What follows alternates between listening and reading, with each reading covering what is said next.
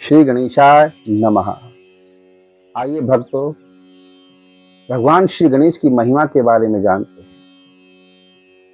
शिव पुराण में लिखा है कि भादो मास की शुक्ल पक्ष की चौथ के दिन इसको कलंक चतुर्दशी कहते हैं। कलंक चौथ इसलिए कहते हैं, जाने अनजाने में अगर हम चंद्रमा का दर्शन कर लें तो जो जीव या मनुष्य, कोई भी महिला उस दिन जाने अनजाने में चंद्रमा का दर्शन करती हैं, उनको कलंक लग जाता है। वर्ष के भीतर भीतर महादुख भोगना पड़ता है। हमेशा कलंक का दोष बना रहता है। इसलिए भादो मास की चौथ को कलंक चतुर्दशी कहते हैं। ये दोष क्यों लगा, इसकी कथा जानते हैं। एक समय भगवान शिव के द्वारा ब्रह्मा जी ने सृष्टि की रचना करी और सर्वप्रथम सृष्टि की रचना आरंभ से भगवान श्री गणेश का पूजन किया, क्योंकि भगवान श्री गणेश बुद्धि के दाता है। ब्रह्मा जी ने प्रार्थना करी कि हे श्री गणेश, आप पंचदेवों में पूजे जाते हैं। सर्वप्रथम सनातन में आपका पूजन किया जाता है। आप मुझे इस सृष्टि की रचना के बारे में बल और बुद्धि प्रदान कीजिए। इसी कारण भगवान श्री गणेश पृथ्वी से लेके चंद्रलोक तक जाने लगे और उस प्रकार ब्रह्मा जी की बुद्धि प्रबल होने लगी। जैसे ही भगवान श्री गणेश चंद्रलोक पहुंचे और पहुंचते ही उनका शरीर और उदर भारी होने के कारण उनका चंद्रलोक में पांव फिसल गया। बस पांव फिसलने के कारण गिर पड़े और गिरते ही चंद्रलोक में चंद्रमा बड़ी जोर से ठाके मारकर हंसने लगा। इसी हंसी के कारण भगवान श्री गणेश रुष्ट हो गए। भगवान श्री गणेश को क्रोध आ गया। कहा, चंद्रमा तुम शीतल हो, चंद्रमा तुम देवताओं में सुंदर हो और अपने सुंदर और शीतलता के कारण तुम्हें इतना अहंकार हो गया कि तुम मेरे ऊपर हंसे। इसलिए मैं तुम्हें श्राप देता हूं कि तुम आज से कलंकित हो जाओ। हमेशा कलंक तुम्हारे ऊपर छाया रहे। जो भी मनुष्य, प्राणी, जीव, देवता तुम्हारे दर्शन करेगा, उनको जीवन भर दुख भोगना पड़ेगा।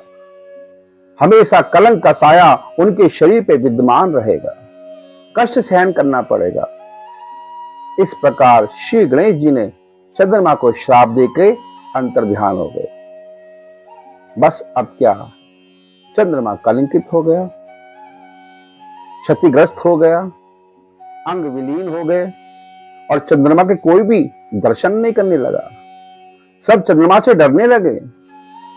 अतः चंद्रमा रोते रोते भगवान ब्रह्मदेव के पास गए, हाथ जोड़ के प्रार्थना करी कि हे श्री ब्रह्मा, मुझे इस श्राप से मुक्ति दिलाइए। तो ब्रह्मा जी बोले कि चंद्रमा, जो तुमने पाप कर्म किया है उसका फल तो भुगतना ही पड़ेगा। अतः तुम अपने गुरु बृहस्पति की शरण में जाओ, वो तुम्हें मार्गदर्शन देंगे। चंद्रमा बृहस्पति की शरण में आया, हाथ जोड़ के प्रार्थना करी।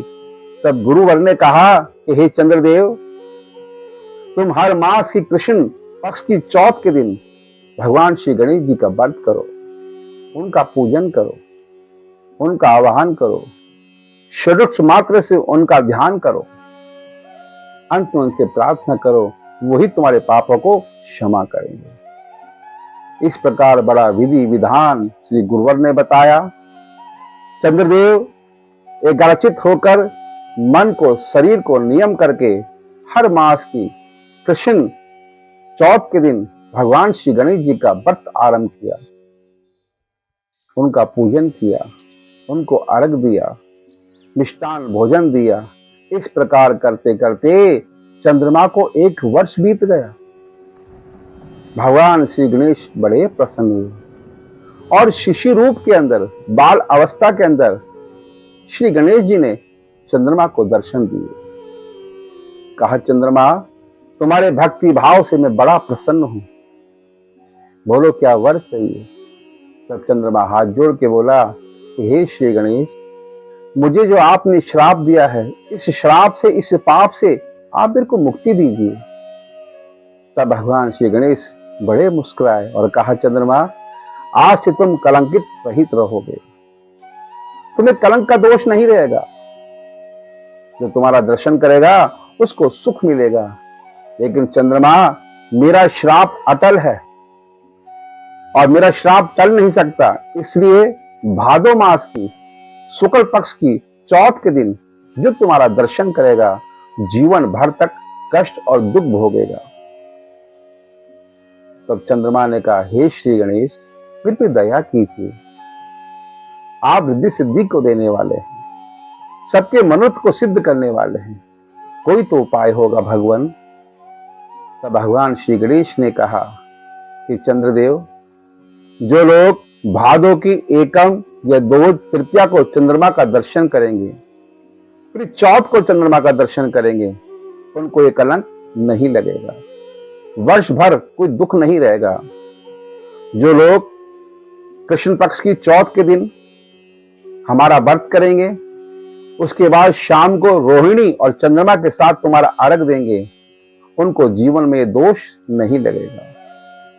जो बड़े प्रेम से गणेश भगवान का व्रत आदि करेंगे, उनका पूजन करेंगे और शाम के समय तुम्हें अर्घ देंगे, ब्रह्म भोजन कराएंगे, उनकी कामना सिद्ध होगी, उनके कार्य जीवन में सफल होंगे, उनके मनोरथ सिद्ध रहेंगे।